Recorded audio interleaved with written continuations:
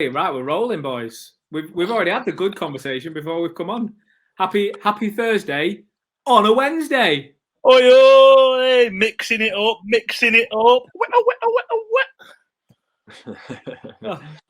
Hey, boys, welcome to Stockport County Live on a Wednesday evening. We're a bit happy because we've got the win. We've got a new signing in the bag as well. All in all, a good week for County. Best week for County so far, I'd say.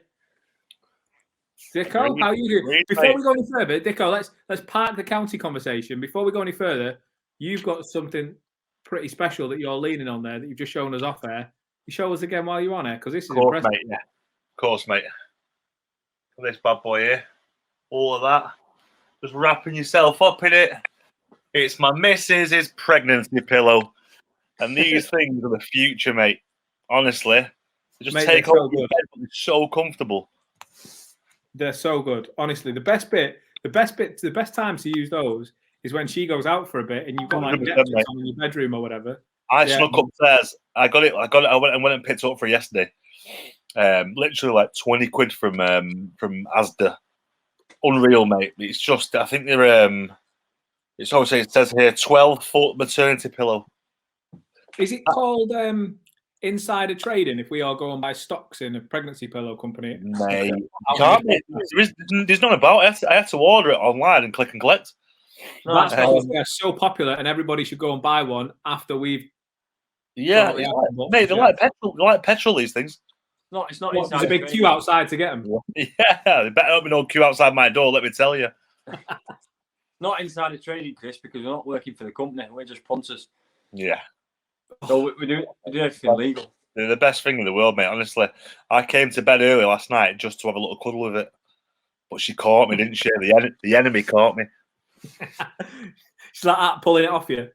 She just pulled it from out of my head, mate. No, she wasn't even delicate about it. Definitely not in the room. There's no respect. She's downstairs now, mate. That's why I'm brave.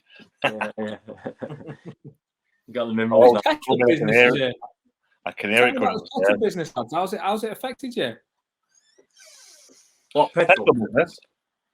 It's been a bit of a nightmare, obviously, because I'm a courier now, so it's literally. It's literally like even just delivering parcels to places, driving past the petrol station, it's taking an extra 20 minutes because the queue is on the main road. How have you gone on for petrol, or like, can you do your job?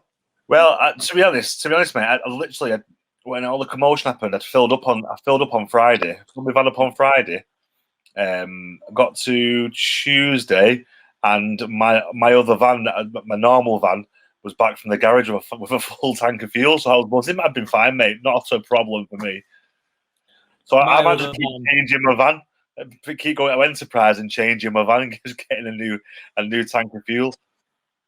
You footballers, do you know what? Do you know what would solve the problem if we all went back to having cars like they do in the Flintstones?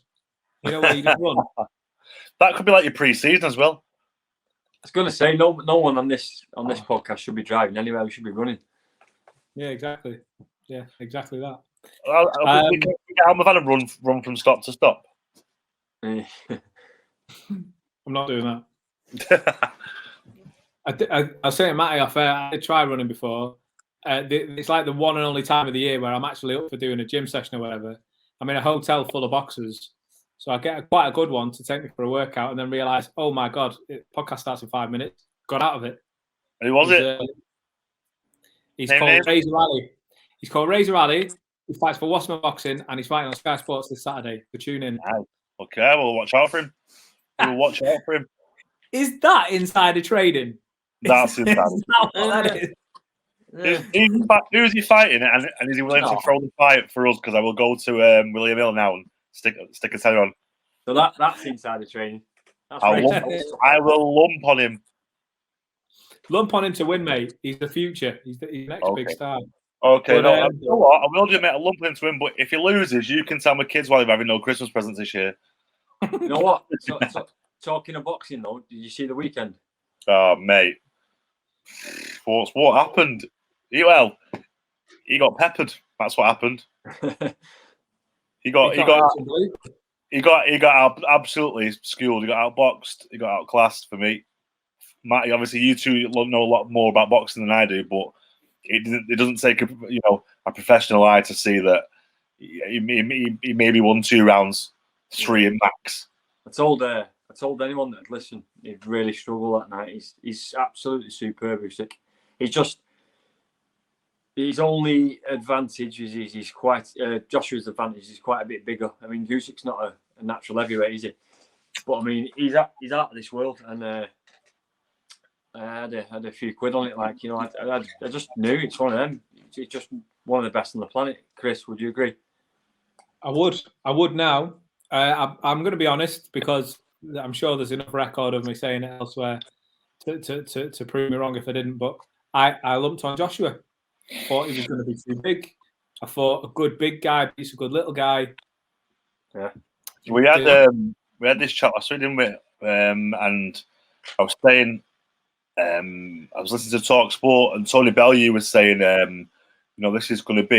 this will be Joshua's hardest fight. This is the hardest opponent he'll ever fight in his career. Yeah. And they were all on Talk Sport. Well, I don't know about that. You know, you've got especially if he fights Fury, mate. It wasn't wrong. Usyk's got that same style as Lomachenko. Everything he does pretty much is in the pocket, in the zone. Yeah.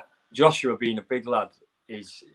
I was saying to my old man, like, after 6 rounds, he'd been mentally exhausted trying to cope with him, you know, psychologically. Look at your eyes, like that. Yeah, everything he does is in your face, so it's that psychological, educational pressure that just unravels people and gradually just become more ragged. I'd go as far as saying it's better than Lomachenko because he's got to carry so much weight and bulk doing it. Yeah.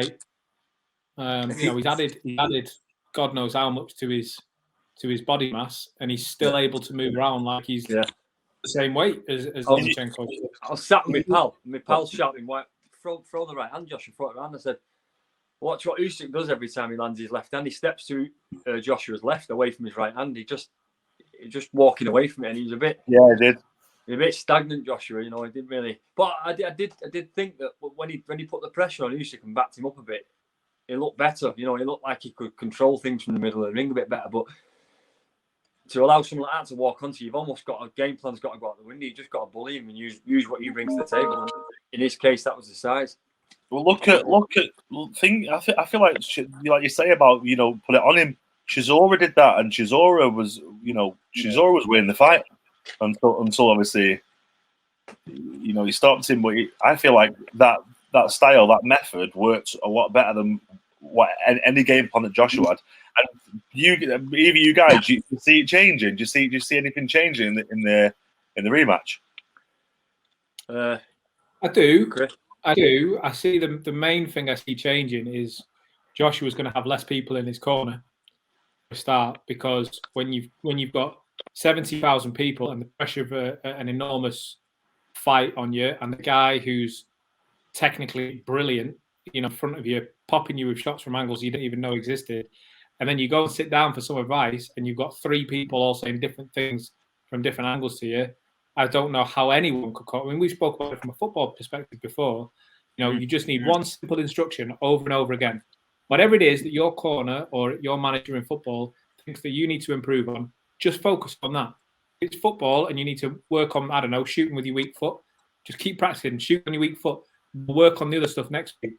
It's the same in a fight. So I think having one guy going, "You're doing brilliant, mate. Keep it going, keep it going." You've got another guy going, try and box him, get body shots in. You've got another guy in front of you going, throw your power, get him, push him, bully him. How could you possibly compute all that while, there's 70,000 people around you? So I think that's the one thing, that's the first thing we'll see differently. I think he'll strip his corner back to maybe just Rob McCracken. I think that'll be the first thing we see. And then secondly, I think we probably see AJ coming a bit heavier, and just don't try and outbox someone that is infinitely better at boxing. Sorry to interrupt you, but if he comes in heavier, is he not even going to be? Is he going to be even slower? I don't think he needs to come in heavier. I think he's used what he's got and just get behind his gloves. I think potentially he already has enough, but when he comes in heavier, he has the mindset of he can't rely on boxing ability because it's too much. So if he comes in heavier, he can literally. You mentioned Derek Chisora there, Deco. Arguably, Derek Chisora did a better job than Joshua because there's no boxing ability. With all due respect to Derek Chisora, there wasn't a great deal of boxing ability on display. He just leaned and grinded all over him and just sweated on him and rubbed all. It just made it horrible. Made it ugly. And that's the only way. If you're a bigger fella than Usyk, don't try and play him at his own game. Just ugly him out, stink the place out. Do the equivalent of going grinding out an 0-0 away from home or nicking a goal. I mean, 10 men behind the ball all job. Just horrible, but just do what you got to do. It's like having a side of 6'2" players or 6'3" players and not playing for set plays and stuff. Yeah, you play the conditions, you play what you've got, and the cards you dealt with. Matt, do you see the result changing? I see Joshua's approach changing because he has to, but if we're being brutally honest, I think Usyk was ready to stop him in the last round. I think I've seen something where they rang the bell about 7 seconds earlier than they should have. I've seen that. I've seen that. Yeah, I saw that. That was the DAZN counter. I don't know how much I read into that because that happens. That story comes around quite often. It's just when the TV's a bit out of sync from the live. Oh yeah. Either way though, he was on his last legs, wasn't he? And of course, taking clean shots. So. Well, they got told, didn't he, not to go for the knockout, didn't he? Because he'd won the fight easily. So, to be honest, a lot of boxers, Matt, you'll know, and I know this is not a boxing podcast, by the way, but it was ironic because in his post-fight press conference, Anthony Joshua spoke about Stockport County, so these things do even themselves out. But Anthony Joshua and Usyk was saying post-fight, as many boxers do, Matt, I'm sure you've heard it before. A boxer will say, if I feel like I've comfortably beaten this guy, there's too much respect there. I don't want to knock him over and hurt him. At the end of the day, he's still got to go home to his family. He's still got to do this. What good does it do me? He's already made his millions. He's already got the win. What good does it do in the last 30 seconds?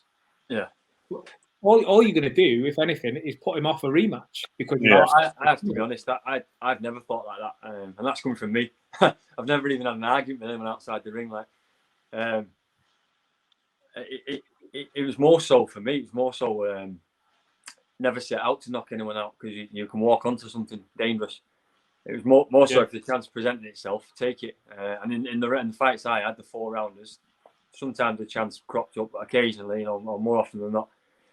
It's not long enough of a distance to have somebody hurt. I think what it is at that level, they're aware of each other's power, especially the size of them. They make Dicko look small. You know what I mean? Yeah. They're aware of each other's power. So, like you just said, I think you've hit the nail on the head. Why would you risk anything more than a comfortable victory? I mean, he started to go for it in the last round.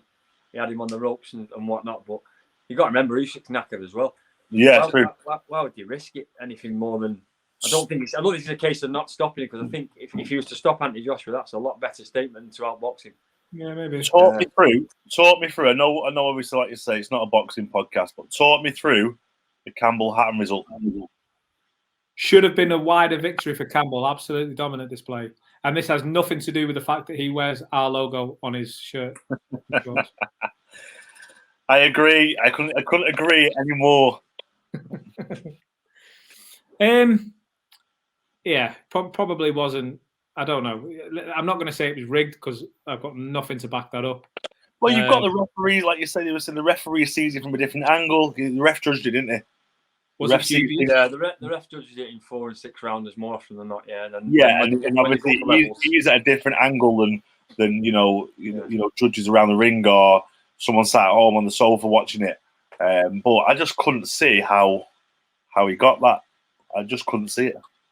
This is. It was a close fight, no matter what way you look at it. It was a close fight. This is one area boxing is flawed because if a fighter just happens to land a couple of shots in a round, then you could argue on a highlight reel that he won that round, and it's always going to be a problem. This because if you want a fighter to win for whatever reason, and you can find a case, it's almost like imagine in football. If a game finished as a draw, imagine if the referee got to say, well, actually, I thought this team played better than that team, and you could argue it both ways. it was 0-0. Well, they defended resolutely, so they deserved to have the win.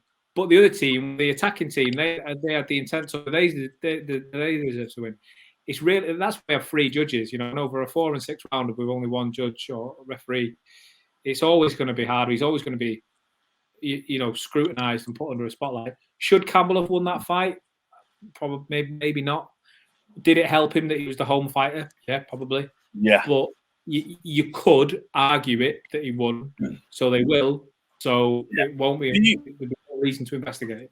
Do you think some of these fighters get the results because of who they are and who the background, the likes of I don't know, Eubank or what's his name? What's he called?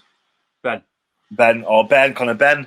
Do you think it's an advantage sometimes, or do you think it's people want to make a bit of an example of them? Well, I'm not going to give him an easy ride just because of who the dad is. Do you think it benefits them, or do you think it's more of a hindrance? Again, I'm not biased. I mean, I work very, very closely with Chris. Yeah. Eubank, and I don't. Whereas I don't think he's the best boxer of all time. He's not this, he's not that. He is a very, very talented boxer, but he has lost close decisions. The Billy Joe Saunders fight. Yeah. Billy Joe was way the better fighter in the first few rounds, but then the second half of the fight, it looked like he tired out. Chris really stuck it on it. And again, if you wanted to argue it in Chris's favour, you could have done. Yeah. So, but yeah, maybe in other fights I'm not seeing, maybe maybe it has helped him. I don't know. To say again, it's the same in football. In a cup tie, if Liverpool get drawn against Shrewsbury, is a referee going to even things out, or is he going to buckle and give the big teams what they want because they've got the big players? You could argue both ways, really, couldn't you, like you say? It's hard to say, yeah, it's hard to say. Last question on the boxing. Do you think Chris and Triple G, do you think that would be a good fight for him? Me? Chris Ridgway and Triple G. Yeah, you're at the level now, Chris. I'm at my depth. Yeah. What do you think? What do you reckon? Good fight for him, or he's just going to get? I'll let you take it, Matt. I'll let you take it. It's the moment. It's the best chance he's going to get. I think Triple G well over the hill. He's got an exciting, fan-friendly style, Chris Eubank Jr. as well, and he throws a lot of shots. I suppose it would all come down to can Eubank Jr. take Triple G's power? Yeah. I'm trying to think if I've seen him wobble. Final word on the boxing for me. The Triple G, I think I told you this before, Matt. Triple G is the only boxer I've ever been in the presence of where I felt genuinely, intimidated is the wrong word, but I felt genuinely like starstruck. No, he's a bad guy. Really? The way he moved, the way he held himself. The thing, what it was in the build-up to the first Canelo fight. And this interview is on YouTube. I'll dig it out, stick it on Twitter later. I'm interviewing him, and I've not been interviewing boxers for very long at this point. But I asked him what I thought was quite a standard question. Matt, tell me if this is not a standard question. Tell me how you would have answered it. I said to him, massive fight against Canelo. This is a guy who's making a big name for himself, who's doing a lot of things right. But you're the middleweight king. You've been middleweight for a long, long time now. You've beaten everyone who's come in front of you. Let me ask you: win, lose, or draw against Canelo, do you see yourself staying at middleweight, or at some point are you going to move up? Pretty standard question, no? I don't know. I thought it was. That's standard on that, yeah. And he goes like this. Getting an impression here. My friend. And instantly, my heart went. And he goes, why do I need to move? I'm a middleweight. I walk around a middleweight. Why do I need to move? Got a point, hasn't he? And I was like, oh my God. Sorry. all I could think about was, I don't know if I'm going to make it home. And then he stood, after it, he stood up, and without saying anything, about 10 guys all around the room in suits, all just stood up like as if they were commanded to, and they just moved around the room to get out. And I thought, get out. Just get out. Get out and get home. I better give it that one, didn't you? Please. I'm middleweight, please. My friend, please. I'm middleweight. I like fight. Yeah. I don't. I very feel. I feel. I feel. I'm very feel. Right, footy. What's that mean? What's that? Yeah, well, this is it. I did say like. Anyway, 20 minutes is up. It's been great. Anyway, and see you next week. Yeah, Anthony Joshua brought up Stockport County against Wrexham in his post-match fight, his post-fight press conference. So I tell you what. Let's start because it's the beginning of the show. Of course, is it? Let's record now. As we do ever, Matt, talk us through what we saw at the weekend. It needed to happen. It definitely needed to happen. First and foremost, what was he? 7,700 there. Wicked fan base. Wrexham filled the back stand, didn't they? Railway end. Awesome from the fans. They need credit for that. And we expect it, don't we? Now it's Stockport County. But in terms of the game, I think it was a win that couldn't have come at a better time. I'm hoping now that it kicks us on to better things and sort of kickstart our season. But in terms of the goals, I think the first one, I don't even think everyone would have sat down in the stadium by the time that had gone in. Was it 56 seconds? Goalkeeper, suppose from an analytical point of view, not beating around the bush. He was too close to his line. I think he needed a better starting position, but he might have been caught cold. It was literally a route one ball that the centre half's got split with, and he was too deep. Better starting position would have squashed that, but it is what it is. Some great quality from Rooney for the corner, for the header. It was a completely free header, but fantastic quality again. And the third one, a great move, a great counter attack, all 1 and 2 touch. They ultimately ended up in the net. We've done enough on the day, and I think now it's confidence-wise, it's going to be huge for us. It's got to start something though, because we've seen this before, where big giant clubs for certain divisions have been underachieving, and all of a sudden it's come right on the day, but then they've gone back to underachieving. We can't allow that to happen. We've beat potentially a club that's going to be in the top 3 or 4, probably 2 or 3 back end of the season.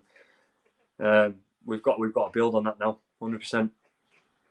One thing that caught my mind, well, the 2 things I want to come back on is, A, it's not a great start for the young goalkeeper who's making his first start for the club, but he's obviously come through it, but he must have been fearing the worst when he concedes that early. But the first thing that came into my head was Matty Mainwaring every week has been saying about Paddy Madden, keep an eye on Paddy Madden, and there he is. He's not got the goal, but he set the goal up for someone to score their first goal. And it's that calmness in the box. It's the not losing your head. It's quite easy to panic in that situation, but that's what we wanted from him. That's what you're going to get from him. That's the quality he brings to the side. The composure. He's done it at a good level. He's got all the ability in the world. We're talking about the other day about chipping in with goals and stuff, and you need someone like that in your camp who's going to calm situations, and especially when you're under the cosh and you're going through a bit of a bad spell. You get players who'll get in that position and they'll lash at a ball or make the wrong pass, and he's got a cool head on his shoulders, and he's someone that's going to be vital for our campaign this season. When you look around the team, Matt, we said a few weeks ago was the win. I know I'm going to say the wrong one. Maidstone, Maidenhead was the win against that Maidenhead, papering over the cracks. I had almost feared the worst. Then it happened when we lost to Halifax. Yeah. This time it feels a bit different. It doesn't, because we came from behind. Let's be honest, right? When you see the score, it's 1-0 down. 30 seconds into the game. Let's be honest, you fear the worst, right? I feared the worst. Definitely. The fact that we've come back from behind, fought it out, ground out against, like you say, a tough team. It feels different this time, you know? Yeah, it does. It's a little bit of a feel around it where you think this is the kickstart. Liam spoke about it at Halifax. That was the fear. Liam brought it up. I just hope we're not, papering over the cracks. And the worst happened. We got beat and battered. But that Halifax result wouldn't matter so much if we'd have started a lot better at the start of the season. Yeah. And there wouldn't be as much pressure on us going into that game and this game without the poor start.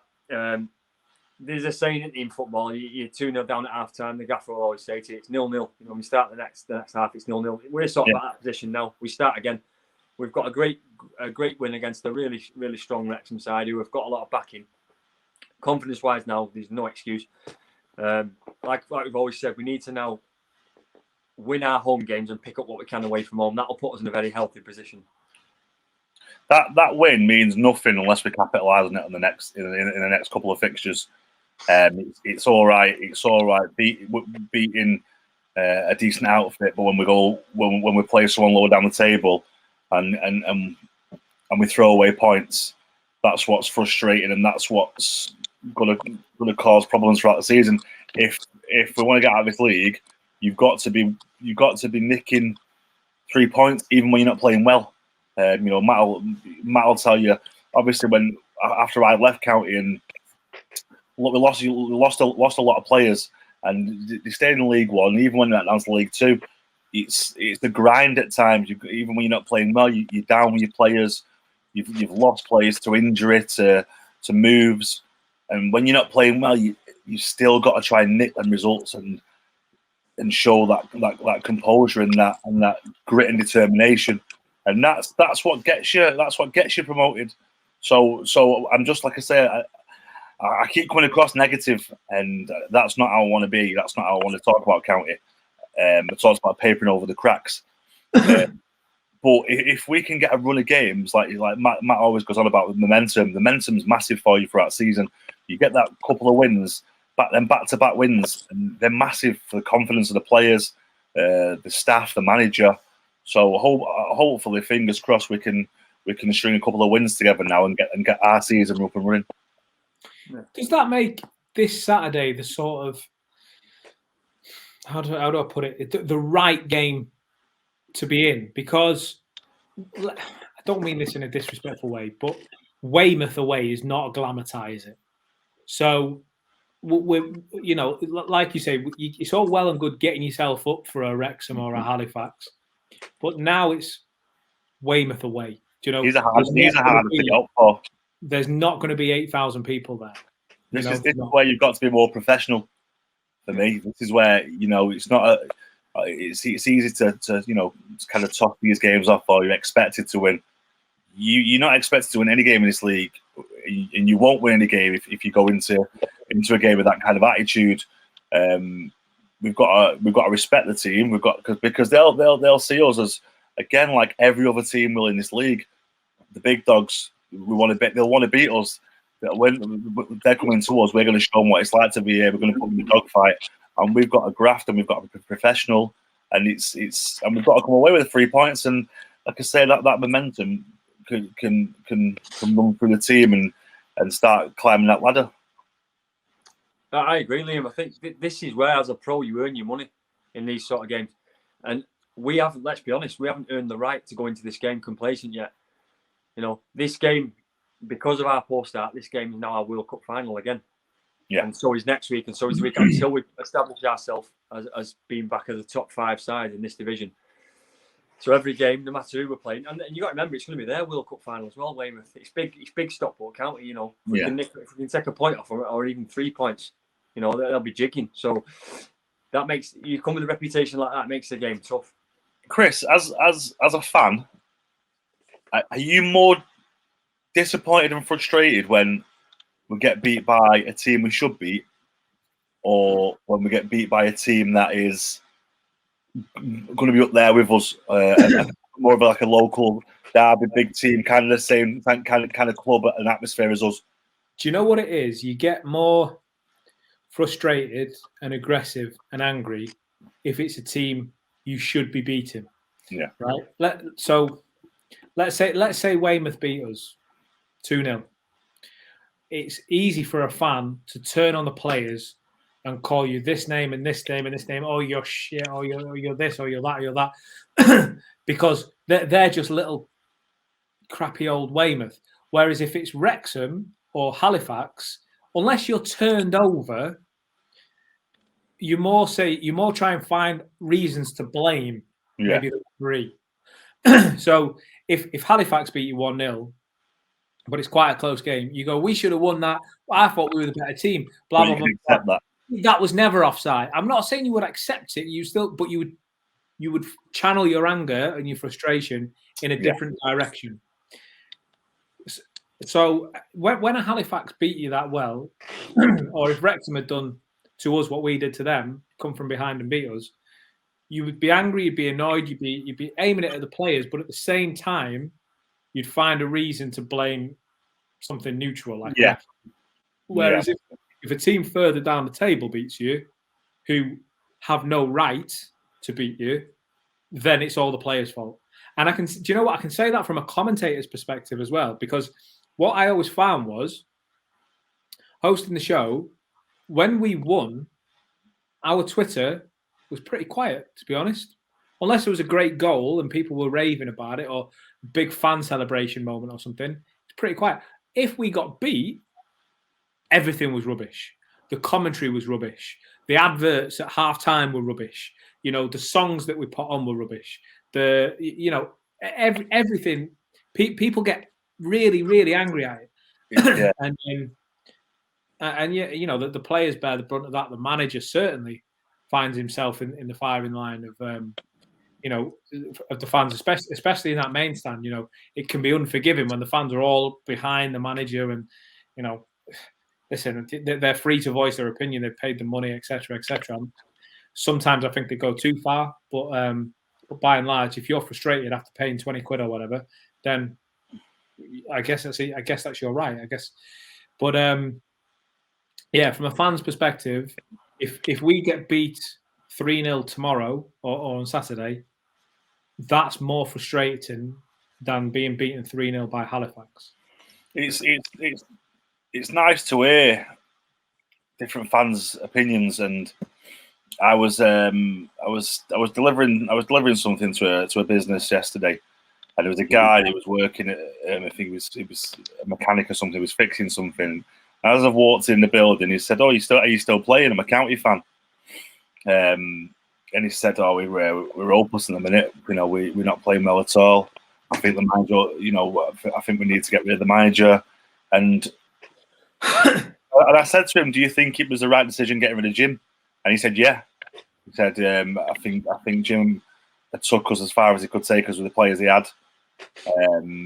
And to an extent, I kind of agreed, because obviously certain managers have the same philosophy throughout their career. As the game evolves, them philosophies need to evolve as well. But it was just interesting hearing his side and his views on thinking we need a new manager. But he was right to get rid of Gannon. But he also understood when I said to him, "Well, when you've got a manager like Gannon who's got love for the club and a connection with the club, and you get a new manager who's a very good manager, but he's there for a project. Do the fans relate to that more, or do they relate to Jim Gannon more?" It's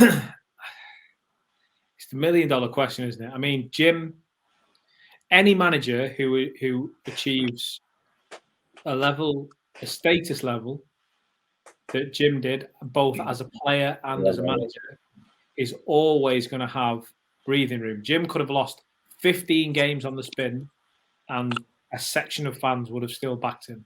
Yeah. Because they're loyal. Whereas, when Ferguson was winning everything at United, I'll bet you a penny to a pound there were some fans out there that said, now we should go and get someone else and take it to the level, So, again, I know this is going off a bit here, but I remember asking Jim, is football an art or a science? Because, in my opinion, there is no right answer. You know, Simon Russ could turn this round given time and make us an unstoppable force, and he could be our version of Bournemouth's Eddie Howe. Or we could not give him that time, pay him off, bring someone else in. If they don't do it in 6 months, pay them off, bring someone else in until we find that winning formula. And to be honest, from a fan's perspective, as long as you win promotion every couple of years, there's not really a right or wrong answer. So, fans don't want to see their club be used. The term project rubs some people up the wrong way. I don't really mind it, but as long as our club is not being used and abused as a plaything, like we've seen some clubs do, and some owners do, I don't think, Mark, start referring to us or Simon Rusk or whoever it is that's used this word project. I don't mind that because look at the money he's thrown in. If he just sacked Jim off because he didn't really like him and he's just given his mate a job, then probably be a bit aggrieved. But he's brought him in because he's invested in every area or almost every area of the business. So he's kind of earned that right. If he thinks that's the best decision, he's thrown X £100,000 into the playing budget, X £1 million into the training ground features, X £1 million into the travel, hotel, sponsorship, stadium, blah, blah, blah, blah. Yeah. Fair enough. Cool. It's just nice to, as a player, you have connections with players and managers and football teams and grounds and stadiums and whatnot, and it's just nice to hear other people's opinions who see it from a different seat in the house than you do. I think it's a great answer, Chris. That I think it's really extensive and it gives you an insight into what. Yeah, I suppose how you think both as being involved in the club and being a fan, which is what me and Liam are as well, of course. Yeah. It's a great answer. Really extensive and really clear. So what about you guys? Let me flip it round to you. As a player, is it more frustrating being beaten by a big team, but you wanted to give it a go and show what you could do against the bigger teams? Or is it more frustrating being beaten by a smaller, lower down team who have set up to frustrate you, grind it out, and have nicked it? For me, sorry, Matt. For me personally, getting beat I used to hate getting beat, regardless. Doesn't matter if it was in a cup game off someone above us, because I wanted to prove that we're good enough to fight with these. I remember we played Watford. You remember when we played Watford away? Yeah. Ashley Young played. Ashley Young played. Who else played? Ben Foster was in net, I think. Pretty sure Ben Foster was in net for him. Yeah, absolutely done me a treat. He did. Went to close him down. He just did a Cruyff turn. I just carried on sliding. As I was looking back, I was still sliding off the pitch. But they were, going to a side like that. We were fuming that we'd been beat. We were disappointed. We were frustrated. But then I remember I didn't play in the game. But do you remember when we played Staines in the cup away? Mate, I still have nightmares about Staines. And I was injured at the time. And I remember I was sat at my mate's house and I was watching it on BBC. And I was frustrated. But I was kind of embarrassed as well. And that, for me, I shouldn't really be embarrassed because they deserved to win that game. They outplayed us. They were a better team than us. They wanted it more than us. But because we were expected to win that game, it's more embarrassing not to have. But for me, a loss is a loss, and if you don't work hard, that's when you're frustrated. I could go and play someone, and we could work our ass off, run your bollocks off, and you don't get the result you want, and I could accept that. It's a bit frustrating, but I could accept that. But when yourself and your teammates aren't performing and you've kind of tossed the game off, that's when it's more frustrating. I've never heard a reference to tossing a game off. It happens. What about you, Matt? What about you? Is it more frustrating being beaten by a bigger team because you've not been able to step up, or at least that's what people will say, or by a smaller team that you should be beating who frustrated you? I think depends on the nature you're beating. So I think it depends on the course of the game, and every game's different. I think if you're in the game and you don't take chances, and you're opened up quite cheaply, and it finishes 1-0, for example, I think that is the most frustrating thing on the planet for a manager. Taking nothing from a game that you could have maybe nicked a point or whatever, you could have took a couple of chances. If you're battered 4 or 5-0 by a bigger club, but your side defends fantastically and stops it being from 8 or 9-0 because you're playing the FA Cup against somebody 3 or 4 divisions above you. There's a moral victory in that. If you're head-to-head with somebody and there's not between you, it's a 50-50 in the bookie's eyes or whatever, and you concede in the last minute. Somebody loses the man in the corner or whatever. That can be very frustrating. So I suppose it's the nature. I suppose if you're talking about playing a lot bigger club, like Liam was saying there about Watford, there's no expectations going there. You go and enjoy the occasion. There's nothing to lose. Equally though, you have to get stuck in and take it to them. You can't be bowled over. If you're the bigger club and you're like you talk about Stockport and Weymouth at weekend, and we're beaten or battered this weekend, then that gaffer's naturally going to be frustrated because we're Stockport County. So I don't think there's a definitive answer to that. I think it's the nature that you lose the game that tells you all, really. Yeah. Well, listen, I think you used the word before, Matt, that was extensive. I think we've looked at things quite extensively in this. I think that was a good 20 minutes on the boxing, a good 20 minutes on the footy. Listen, I think we'll have quite an interesting watch this weekend. We can wrap things up there, but before we start to close off, Dicko, I know you're a big fan of my curtains in my front room at home. I'm in a hotel today. Take a look at these. I was checking them out behind your back. I weren't going to say anything because I weren't sure if it was your house or a hotel. But do you know what's weird? Do you know what's weird, right? What? So I don't know if you can see this. So there's the window, right? Yeah.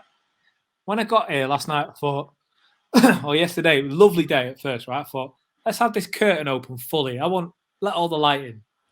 So I opened the curtain because I wanted another window like that, yeah? Look at this. There's just a big yellow wall behind it. Magical wall. That's the curtain. The curtain's hiding that minging wall. Why is there a curtain over a big yellow wall? Well, a bit spicy, that curtain as well, isn't it? It's a bit tricky, that. Not getting to sleep. No.